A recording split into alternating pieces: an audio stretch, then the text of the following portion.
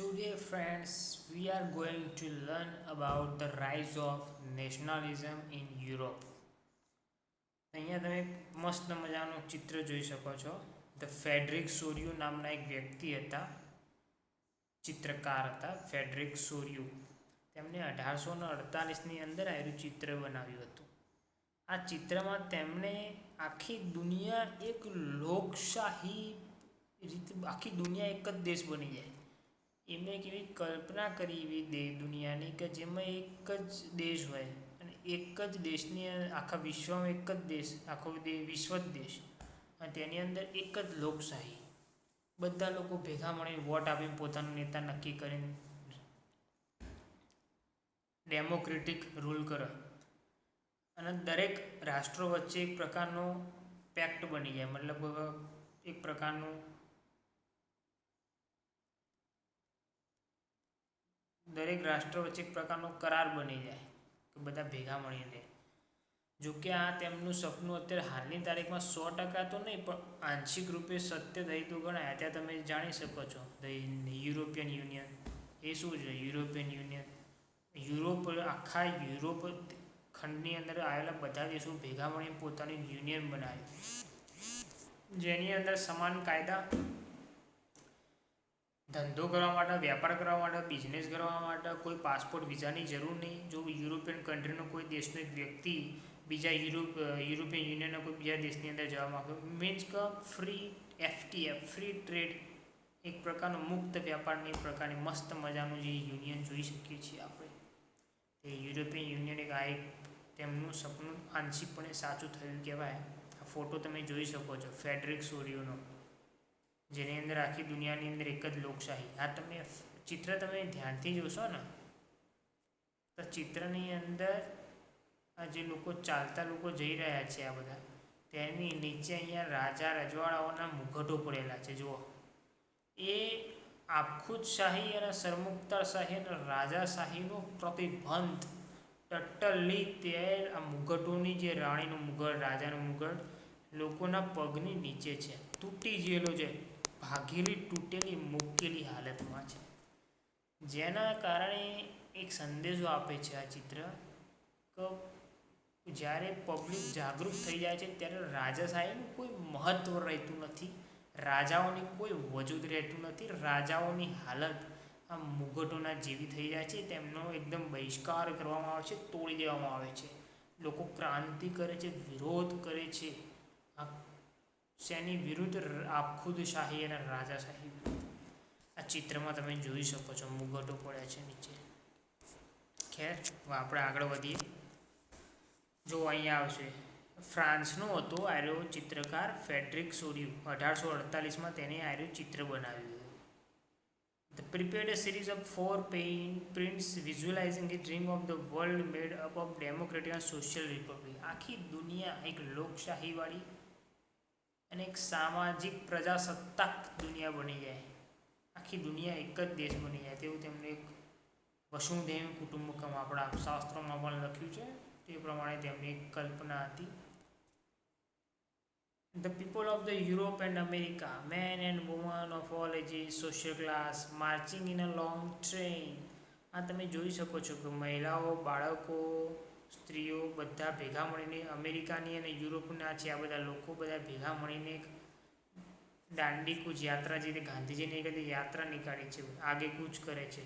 જો ટ્રેન બનાવી છે એક લાંબી.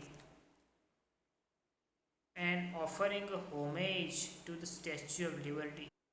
બીજું તમે જોઈ શકો છો કે તેઓ જ્યારે આ સ્ટેચ્યુ ઓફ લિબર્ટીની પાસેથી પસાર થઈ રહ્યા છે ત્યારે તેઓ તેને શ્રદ્ધાંજલિ આપી રહ્યા છે. જો આ ફોટામાં તમે જોઈ શકો છો સ્ટેચ્યુ ઓફ લિબર્ટી છે, સફેદ કલરની મૂર્તિ દેખાય, ત્યાં લોકો તેની પાસેથી પસાર થઈ રહ્યા છે અને તેને શ્રદ્ધાંજલિ અર્પિત કરી રહ્યા છે.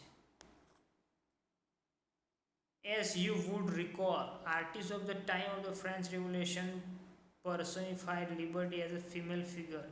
Here you can recognize the torch of the Enlightenment she bears in one hand and the Charter of the Rights of the Man in the other.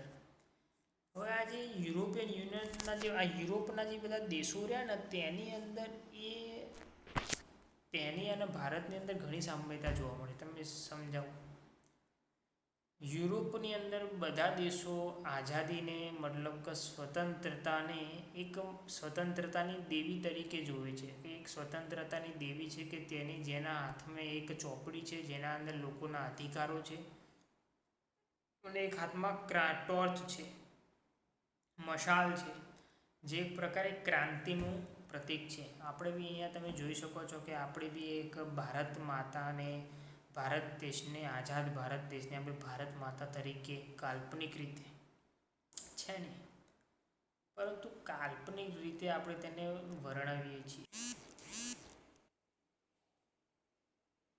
On the earth, in the foreground of the image, lie the shattered remains of the symbol of absolutist institutions in Soyuz European vision. અહીંયા બાળકો યુટોપિયનનો મતલબ થાય છે કાલ્પનિક દ્રશ્ય, કાલ્પનિક યુટોપિયન vision, કાલ્પનિક દ્રશ્યનો જે અહીંયા તમે જોઈ શકો છો કે ચિત્રની અંદર shattered remains of symbol of the absolutist institutions, અહીંયા જે રાજાશાહી કે આખુદશાહીના જે પ્રતીકો હતા તેમને તોડી દેવામાં આવે છે. મેં તમને કીધું ને આ ચિત્રની અંદર રાજાનું જે પ્રતીક હોય મુગટ, અહીંયા તમે જોઈ શકો છો તલવાર મુગટ એ બધું તૂટેલી હાલતમાં નીચે ભંગારની હાલતમાં પડ્યું છે, મતલબ તોડી દીધું છે. In the Soviet Europe, the people of the world are grouped as the distinct nations identified through their flags, nations, costumes. અહીંયા તમે જોઈ શકો છો કે દુનિયાના દરેક દેશના લોકો ભેગા મળીને અલગ અલગ દેશોના ભલે હોય તેઓ અલગ અલગ કપડાં પહેર્યા છે, તેમના હાથની અંદર પોતાના દેશના રાષ્ટ્રધ્વજ અલગ છે, તો પણ બધા લોકો ભેગા થઈને એક મળીને leading the procession way pass the Statue of Liberty are the United States and Switzerland which by this time were already nation states. અત્યાર સુધીમાં તો અમેરિકા અને સ્વિટ્ઝરલેન્ડ જેવા દેશો તો જો કે આઝાદ થઈ ચૂક્યા હતા અને રાષ્ટ્ર પણ બની ગયા હતા. France identifiable by the revolution tricolour, પરંતુ ફ્રાન્સ એ વખતે નહોતું રાષ્ટ્ર બન્યું, તો પણ તેને ફ્રાન્સનું પણ પ્રતીક રૂપે તેમનો જે તિરંગો છે તેમનું પ્રતીક દર્શાવવામાં આવ્યું છે. Has just reach the statue. જો અહીંયા તમે જોઈ શકો છો ફ્રાન્સનો તિરંગો પહોંચી રહ્યો છે. એક કાલ્પનિક ચિત્ર બનાવ્યું છે ફેડરિક સોરીએ. જે વખતે ફ્રાન્સ આઝાદ નહોતું તો પણ ફ્રાન્સને આઝાદ બતાવ્યું છે. She is followed by the people of the Germany bearing the black, red and gold. આ બ્લેક, રેડ એન્ડ ગોલ્ડનો જે આ જે ઝંડો છે ને તે જર્મનીનો છે. Interestingly, at the time when the Soviet created this image, the German people did not yet exist a United Nation. જોયું, જર્મની તો હજુ દેશે નહોતું બન્યો એ વખતે, જર્મની આઝાદ પણ નહોતું થયું, અસ્તિત્વમાં જ નહોતો જર્મની દેશ, રાજાશાહી હતી ત્યાં, લોકશાહી નથી. તો પણ આ ફેડરિક સોરીએ પોતાનું એ વિચારી શકો છો તમે, એકદમ રસપ્રદની વાત એ છે કે જ્યારે તેણે આ ફેડરિક સોરી નામના ચિત્રકારે જ્યારે આ ચિત્ર બનાવ્યું ત્યારે જર્મનીને એક અલગ રાષ્ટ્ર તરીકે દર્શાવવામાં આવ્યું છે. તે એક ઇન્ટરેસ્ટિંગ વાત છે. The flag they carry is an expression of the liberal hopes in 1848 to unify the numerous German-speaking principalities into a nation-state under the democratic constitution. આ જે ધજા મતલબ આ તિરંગો છે તે લઈને એક પ્રકારનું આઝાદીની ચળવળ, આઝાદીને અભિવ્યક્ત કરી રહ્યા છે પોતાની આઝાદીની. 1848ની અંદર જર્મની ભાષા બોલતા લોકો, જે જર્મન લોકો બોલતા હોય તે લોકો ભેગા થઈ ગયા અને લોકશાહી બંધારણ સ્વરૂપે પોતાનો દેશ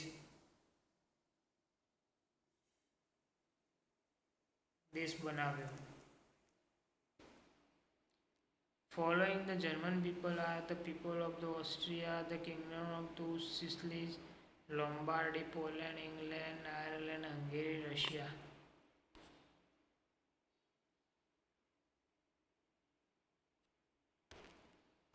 એક આ ચિત્રનું વર્ણન કરવામાં આવ્યું છે કે અહીંયા તમે જર્મનીના લોકોની સાથે સાથે ઓસ્ટ્રિયાના લોકો, બે સિસલીના રાજ્યો, Lombardy, Poland, England, Ireland, Hungary, રશિયાના લોકો પણ છે. From the heavens above crease sense angels gaze upon the sea. કાલ્પનિક રીતે જીસસ ક્રાઇસ્ટ, સંતો અને પરીઓ આ દ્રશ્યને નિહાળી રહી છે. They have been used by the artist to symbolize the fraternity among the nations of the world. આ ચિત્રકાર દ્વારા આ ચિત્રમાં એવું વર્ણન કરવામાં આવ્યું છે કે દુનિયાના દરેક દેશોની વચ્ચે એક પ્રકારે ભાઈચારો હોય તેના પ્રતીક સ્વરૂપે આ ચિત્ર બનાવવામાં આવ્યું છે. આ ચિત્રની અંદર જીસસ ક્રાઇસ્ટ, સંતો અને પરીઓનું જે વર્ણન કરવામાં આવ્યું છે, ચિત્રમાં દર્શાવ્યા છે કે બધું જોઈ રહ્યા છે, તેનું મુખ્ય કારણ કે દરેક લોકોની વચ્ચે ભાઈચારો રહે આ બધા રાષ્ટ્રોની વચ્ચે તેનું સિમ્બોલ છે, પ્રતીક છે. એક્ટિવિટી.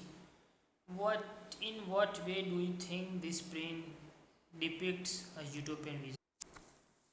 આ યુટોપિયન વિઝન કઈ રીતે વર્ણવે છે તે તમારું શું માનવું છે? તમારા તેના વિશેના વિચારો વ્યક્ત કરો. What way do you think, તમે કઈ રીતે આ ચિત્રને જુઓ છો તે તમારા વિચારો અભિવ્યક્ત કરવાના છે. ત્યાં એક્ટિવિટીનો ક્વેશ્ચન ઓલરેડી આની અંદર થઈ ગયો છે કે શું શું ચિત્ર છે અને ચિત્રની અંદર શું શું વર્ણન કરેલું છે. એક તો ન્યૂ શબ્દો જોઈ લઈએ તે એબ્સોલ્યુટિસ્ટ. એબ્સોલ્યુટિસ્ટનો મતલબ થાય આબખુદશાહી. આબખુદશાહી એટલે મતલબ રાજાશાહીનું સમાનાર્થી. આબખુદશાહીની અંદર કોઈ એક જ વ્યક્તિ હોય, સરમુખતારશાહી કહો, આબખુદશાહી કહો, રાજાશાહી કહો, નથિંગ ડિફરન્ટ. ફક્ત ફરક એટલો પેલું નહીં, ક્રોકોડાઇલ કહીએ, ઘડિયાળ કહીએ, મગર કહીએ, બસ શબ્દો અલગ અલગ, મતલબ તો એક જ થાય છે. Not big difference. એક એબ્સોલ્યુટિસ્ટનો મતલબ એવું થાય literally a government or system of rule that has no restraints on the power of exercise. એવી સરકાર કે એવી ન્યાય વ્યવસ્થા, એવી કાયદાની વ્યવસ્થા કે જેની અંદર સત્તાનો કોઈ પણ રૂકાવટ ના હોય. કોઈ વ્યક્તિના પાસે અસીમિત સત્તા હોય, કોઈ વ્યક્તિના જોડે અસીમિત સત્તા હોય તો તે એબ્સોલ્યુટિસ્ટનું પ્રતીક છે.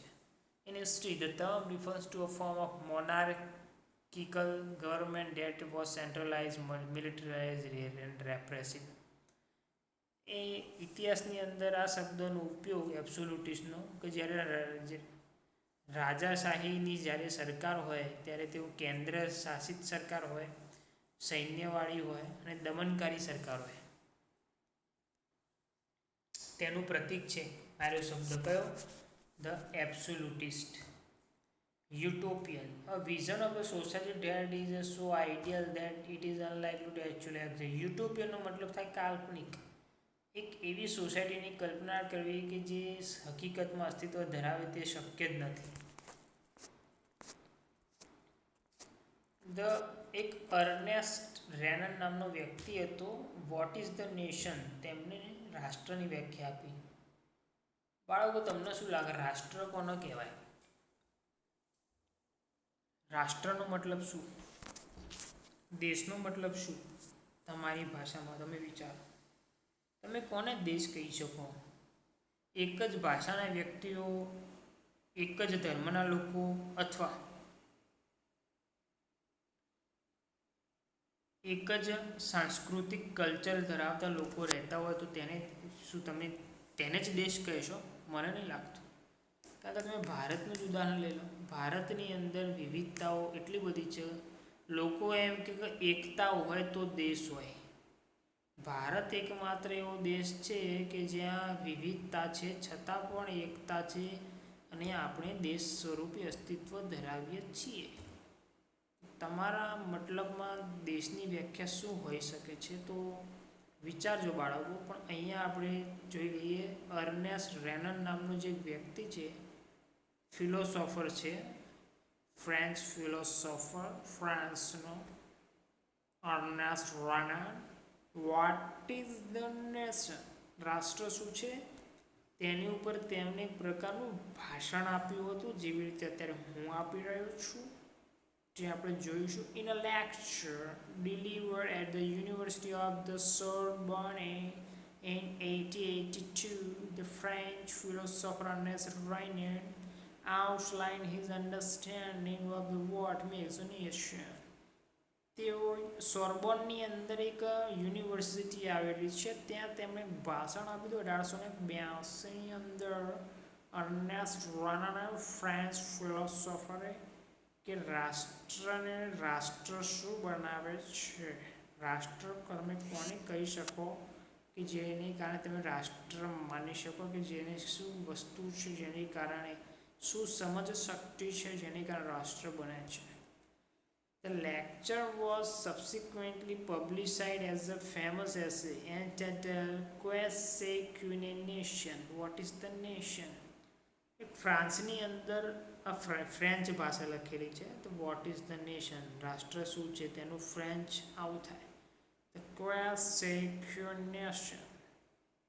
In this essay, Renan criticized the notion suggested by others that a nation is formed by the common language, race, religion and territory. મેં કીધું એ જ આવ્યું.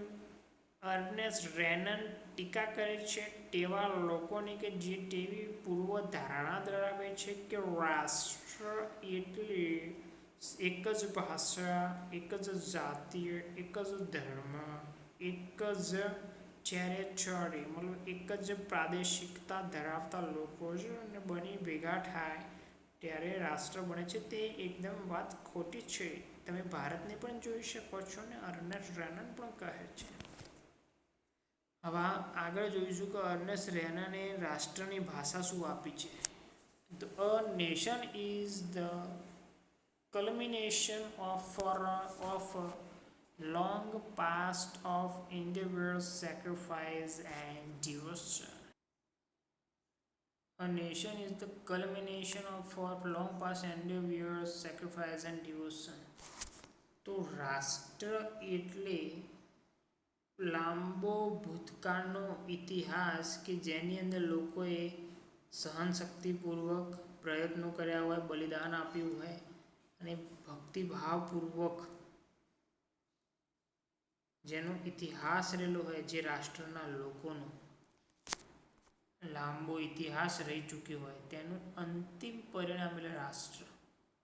Nation is the culmination of long past, જેનો લાંબો ભૂતકાળ હોય, શેનો, બલિદાનનો, ત્યાગનો. જે તે ભારતની અંદર ઘણા બધા વીર સપૂતો થઈ ગયા, ભગતસિંહ, ચંદ્રશેખર ને બધા, Gandhiji, Sardar Patel, Jawaharlal Nehru, Dadabhai Naoroji etcetera, Aruna Asaf Ali, Yusuf Meher Ali, you don't, પછી કહીશ ભવિષ્યમાં કે યુસુફ મેહર અલી કોણ હતા.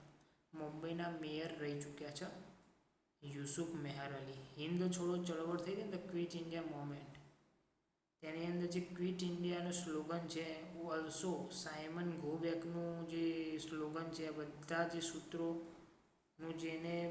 સૂત્રો જે વ્યક્તિએ બનાવ્યા તેમનું નામ હતું યુસુફ મેહર અલી.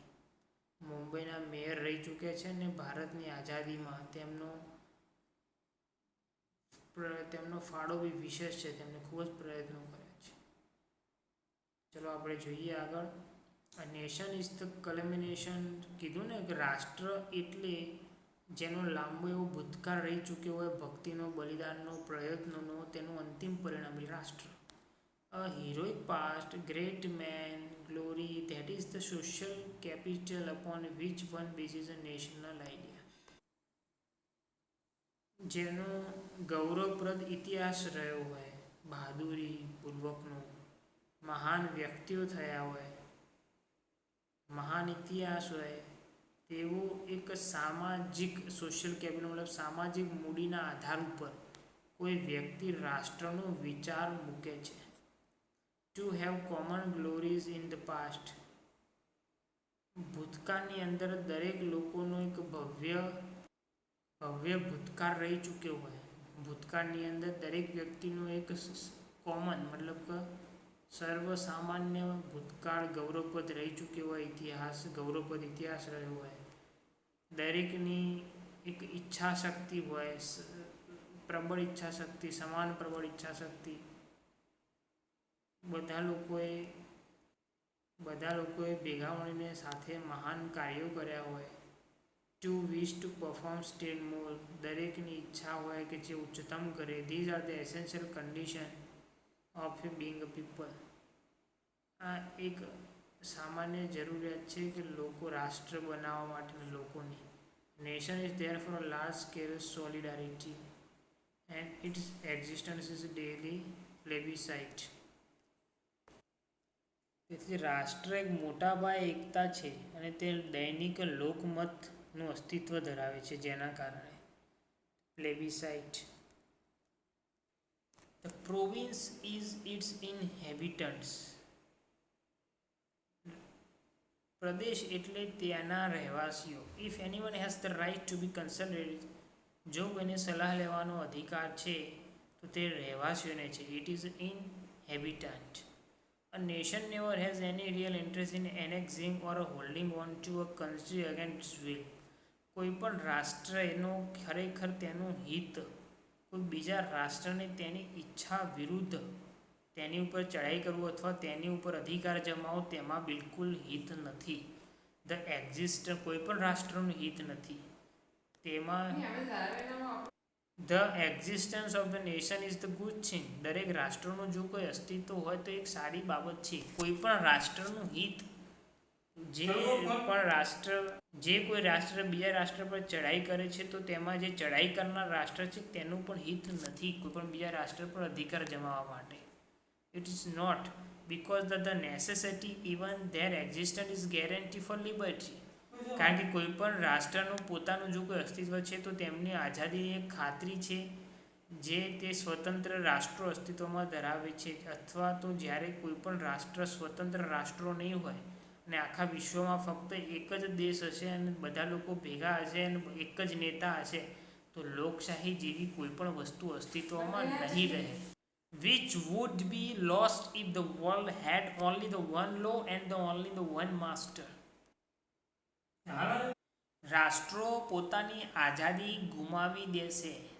દરેક રાષ્ટ્ર પોતાનું અસ્તિત્વ ગુમાવી દેશે જો રાષ્ટ્રો અલગ અલગ રાષ્ટ્રો નહીં હોય તો. જો એક જ દેશ હશે, એક જ કાયદો હશે, એક જ નેતા હશે તો તે દેશનું અસ્તિત્વ નહીં રહે. કોઈ પણ દેશનું અસ્તિત્વ નહીં રહે અને લોકશાહી ખતરામાં આવી જશે.